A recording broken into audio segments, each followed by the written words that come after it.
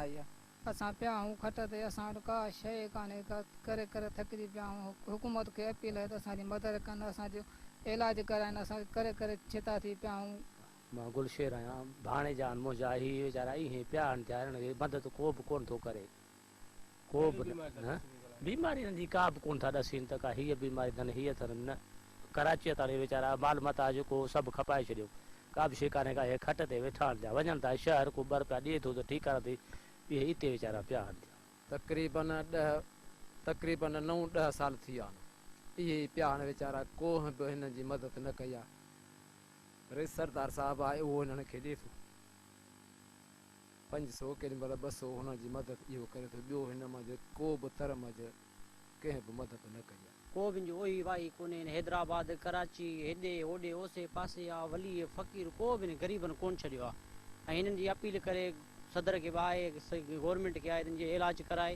हिन वीचारा ग़रीब आहिनि, माई वाण वटे थी, ॿई ॿाहिरि खाइनि था, उहे वीचारा खपाइनि था, ॿियो हिन वटि का शइ कोन्हे, इलाजु कराए कराए थकिजी पिया आहिनि।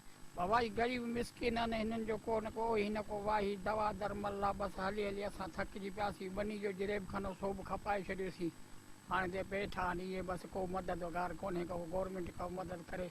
न मुंहिंजो मुड़ुसु बीमार आहे, मां पोरियो कयां उहो मुड़ुस खे खारायां पहिरियां, सॼी राति पासो रहियां। असांजी कहिड़ी ज़िंदगी मुंहिंजे मुड़ुस जी थी गुज़रे, से माण्हू कोन था अॼनि। त तव्हां जो मुख़्तियार अली जूं ॻाल्हियूं ॿुधियूं, हुननि जो चवणु आहे त असां जेको हिन पुरसरार बीमारी सबबु लाचारी वारी ज़िंदगी गुज़ारे रहिया आहियूं। ऐं हितां जेके हुनजा ॻोठाणा जेके मिट माइट हुआ, हुननि जो बि चवणो त हिननि वीचारनि ॾाढो ख़र्चु कयो आहे, अलाह ताला पंहिंजो घर जो खपाए, हिननि पंहिंजो इलाज ते लायो आहे, पर हिननि जी जेकी तबियत आहे उहा न सुधरी सघी आहे। हिन जेकी घरवारी आहे उहा वीचारी वाण वटे जेको पीस ठाहे उहो गुज़र सफ़र कंदा, पर उन मां हिननि जो गुज़र सफ़र नथो थिए। हुन अहिड़े वाल सां हुननि हुकूमत सिंध सां मुतालबो कयो आहे त असां हिन ग़रीबनि जो इलाजु कराए हिननि जी ज़िंदगी जीअं त पंहिंजी ज़िंदगी सुठे नमूने गुज़ारे सघनि। कैमरामैन मजीद सियाल सां गॾु ज़ुल्फ़कार अली टावरी, धरती।